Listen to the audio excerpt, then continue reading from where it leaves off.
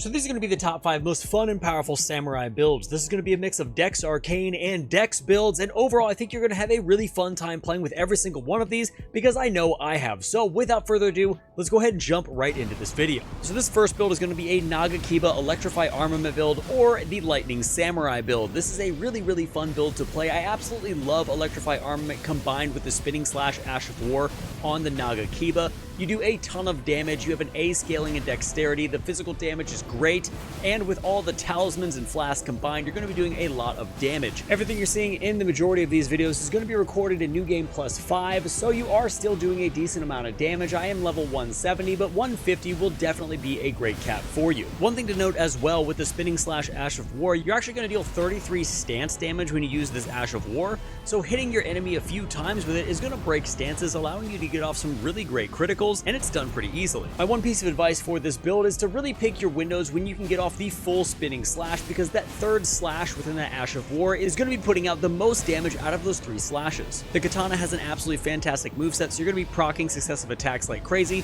so let's go ahead and get into how the build actually works.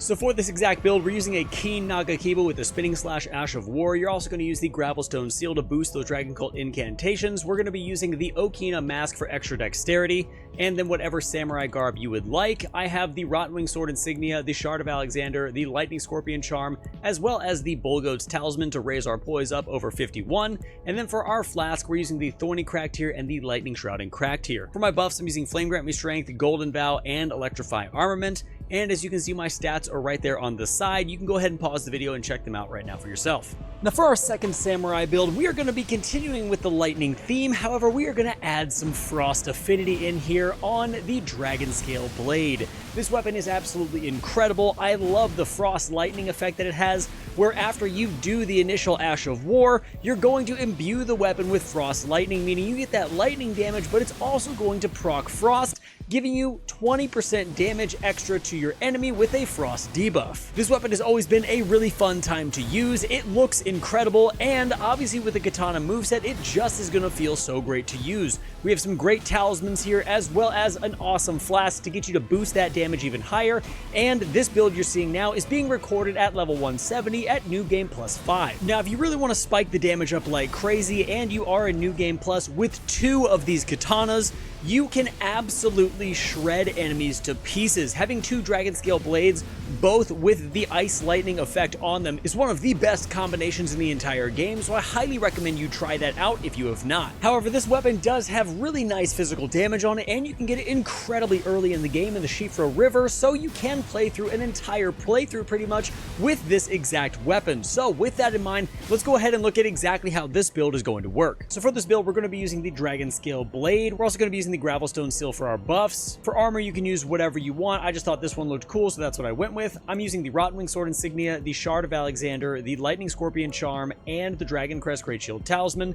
For my flask, I'm using the Thorny Crack tier and the Lightning Shrouding Crack tier. And for my buffs, I'm using Flame Grant Me Strength and Golden Vow. Hey, thank you so much for watching this far into the video. I appreciate it. It means a ton to me, and I'm honestly super surprised that people still love my content. So with that being said, thank you so much. Make sure to subscribe and hit the bell notification on your way out. Now let's jump into the rest of the video. So you knew it was going to be on here. I knew it was going to be on here. You can't make a samurai build without incorporating the Rivers of Blood in some way, shape, or form. Corpse Piler is one of the best Ashes of War in the game. Even after all of the nerfs that this weapon has been through, it is still a very viable option. You're seeing everything recorded in this particular part of the video on New Game Plus 2. I'm level 150, and I am absolutely stacking up bosses with this particular setup. It is super fun to use. I absolutely love this weapon. It does get an absolute ton of hate in PvP, but this is a PvE video, so let's go ahead and jump into why I wanted to use this weapon. With this build, I didn't want anything to be overcomplicated. I didn't want a bunch of buffs. I just wanted to focus on the Ash of War Corpse Piler with the Rivers of Blood katana. Obviously, this is going to be a bleed build, so we're going to be focusing on all the bleed damage that we're going to be building up with this weapon, and it is incredibly easy. I guess technically this is a New Game Plus build because of our talisman combination, but we are going to be stacking successive attacks in order for you to spike your damage and your attack power up by about 63 to 72%.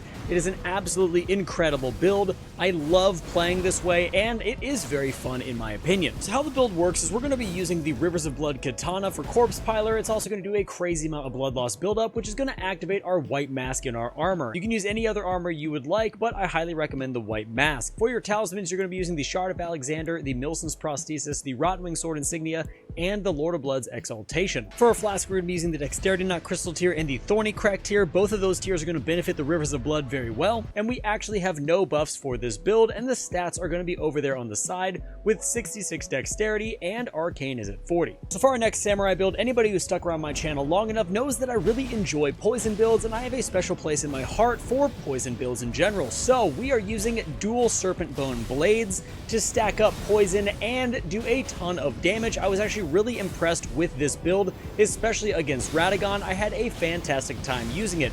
We're going to be stacking poison damage, getting our attack power boosted with our talismans as well as part of our armor, and your damage is slowly going to tick down on the enemy as you proc that deadly poison. As I've said many times, I think poison is very underrated in Elden Ring, and I try to use it as often as I can, but these weapons also do a really good amount of physical damage for katanas, and even though they get crapped on because they are poison only, they are still a very viable option, especially in New Game Plus. So as I stated before, this is a New Game Plus build, so for our build, we're using 2 serpent bone blades. We're also going to be using the Gravelstone seal for our incantations and buffs. We're going to be using the mushroom crown for that extra damage upon poison. Then we're using the Rotwing sword insignia, the Shard of Alexander, the Kindred of Rot's exaltation, as well as the green turtle talisman. I find anytime you use dual katanas, it eats up your stamina, so that's why that talisman is there. And for your flask, you're going to use the Thorny Crack tier and the Dexterity Knot crystal tier just to boost that damage a little bit higher. Now for your buffs, you can use Flame Grant Me Strength and Golden Vow, and just for fun, I have Poison Mist over there as an incantation as well, so you can get your talismans and armor to proc even quicker. Now for our last build, we're going to be looking at the Keen Cross Naginata. This is an amazing dexterity weapon with a little bit of blood loss on it as well. However, we're not going to spec into blood loss, but rather into the Keen Affinity